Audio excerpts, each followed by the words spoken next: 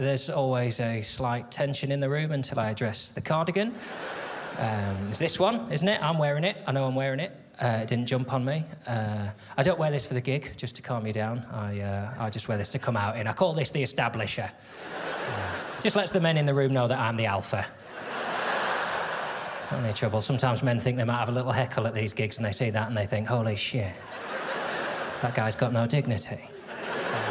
I can't wear it for the gig. It gets too hot, obviously temperature-wise for me, and let's be honest, sexually for some of you. So the first thing that happens is I take it off, which is about as sexy as it sounds. Thank you. Got another one underneath for the gig, obviously. Didn't want you thinking I wasn't going to wear one. Now, if I hang that there, I'm going to warp the collar.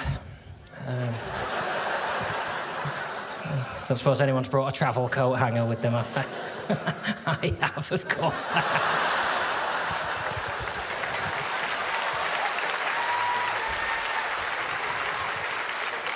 Well, let's hang it that way.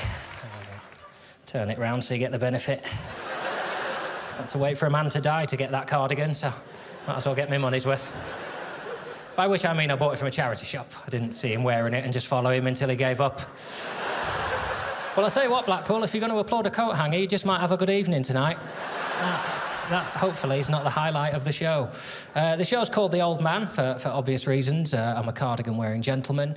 I wear them all year as well, in case you're wondering. I'm not one of these Christmas dicks. Put one on for a Wetherspoon's pub crawl and think you've got a personality all of a sudden. Wear mine all year round. There's a number of other things that make me an old man. I play Countdown for a living. Don't quite know how I'm getting away with that. I always know where the nearest toilet is.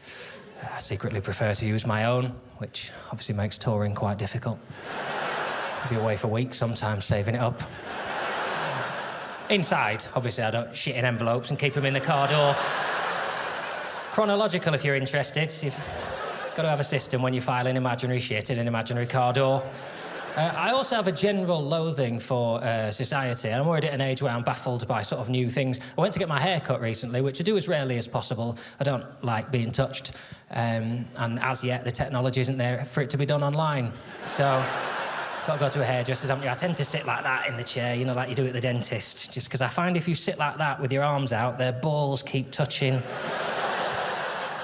I know they're not doing it on purpose, so you can't overreact, can you? But you've got to do something, otherwise, you know, they might think you like it. So you've got to set a boundary, haven't you? Otherwise, when they're doing the back, you're getting teabagged at the front because you haven't told them where the line is. So I just tuck in like that. I don't even want to be talked to be honest, but they insist on it. So I tend to go to places where they lack the linguistic or social skills to talk to me very much.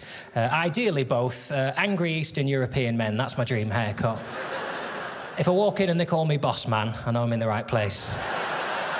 Don't want a cup of tea, I don't want to be your friend, I just want to open the door and hear, boss man, sit. All right, good.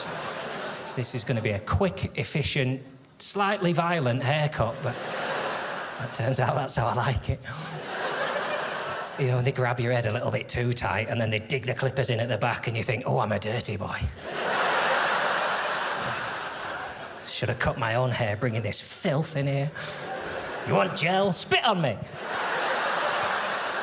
You can't get too into it. The kind of haircut I'm talking about, £8, keep the 10. That's the kind of haircut I'm talking about. I used to call them £8 just the one back, but they don't like that. And the only problem with that kind of haircut is the haircut itself, which is very often appalling.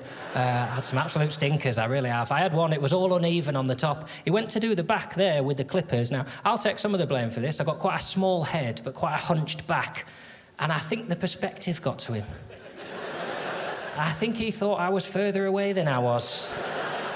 He sort of lunged in with the clippers to cover the gap, and there wasn't one. He hit me right up there. Took a big chunk out of my head, but he didn't apologise, he just carried on.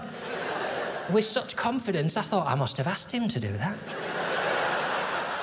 I'm sure I'd remember sitting down and saying, well, I'd just like a tidy up, please, but I do like to look bald in a hat. If you could fix that for me right at the end. Absolute stinker it was, and even then I didn't complain because it was too late, but I got home, my wife was very upset. She said, you're going to have to stop doing this, John, it's upsetting me. I think she meant the hair, it could have been the marriage, but I moved on quick. She goes quite often to have her hair cut. She pays more than I think is normal for a haircut. They bring her a drink, she knows the name of the guy, she goes on holiday with him, that sort of stuff. She's got a fortnight sometimes. She comes back and her hair looks the same, but I don't say anything because she seems so happy. Anyway, she said to me, look, next time you go, let me book you into somewhere better. So she booked me into a trendier, more modern establishment. I walked in, there was a Harley Davidson inexplicably parked in the middle of the room. I thought you sat on that to have your hair cut. You don't, straight off. Sat in my chair, the guy come out with the gown they put round you, and he sort of swooshed it, all flamboyant like a bullfighter. I thought, that's cost me a £5 already, that, isn't it? That's 6 months at gown tossing college, that, isn't it? He didn't cut my hair, never saw him again. That's his job. Full-time gown tosser in this establishment. Presumably just back in his cupboard waiting for the next one. Oh, I love that bit. Off he goes. The gown settled down around me, and this is where the trouble starts. It wasn't an ordinary sort of barber's gown. It was mostly that sort of black plasticky stuff they use. There was a circle of it there, a perfect circle cut out of the gown and replaced with a sort of clear plastic sheeting, like a little porthole through to my cock. I prefer not to finish that sentence. There's usually a giggle of anticipation, but not here, apparently. What's down there, John? Biscuits? My cock is down there. And my balls, I keep them together.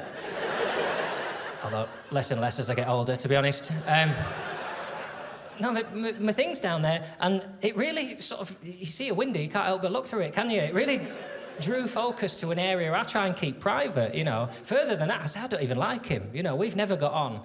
The use I get out of him, I really resent having to carry him everywhere.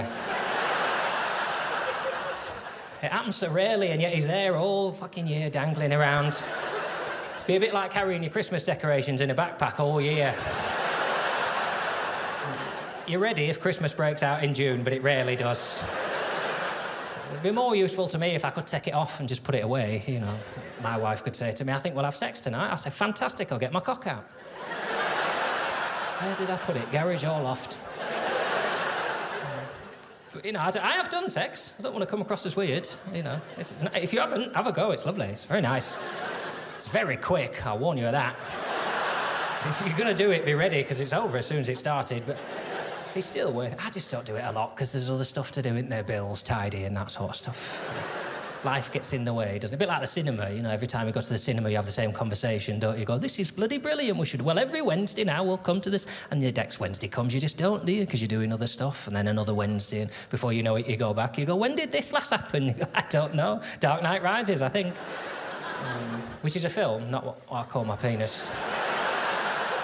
A slightly arrogant title for him, to be honest. But, no, it's good. And the other job of the penis, urinating, again, not one I usually explain, but it urinates as well. Not very good at that, to be honest, either. You know, I guess I'm talking to the women here on behalf of the men. I just want you to know, sometimes you go in there, there's little bonus sprinkles around.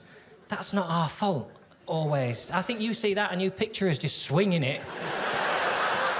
Oh, a moth, come here, you.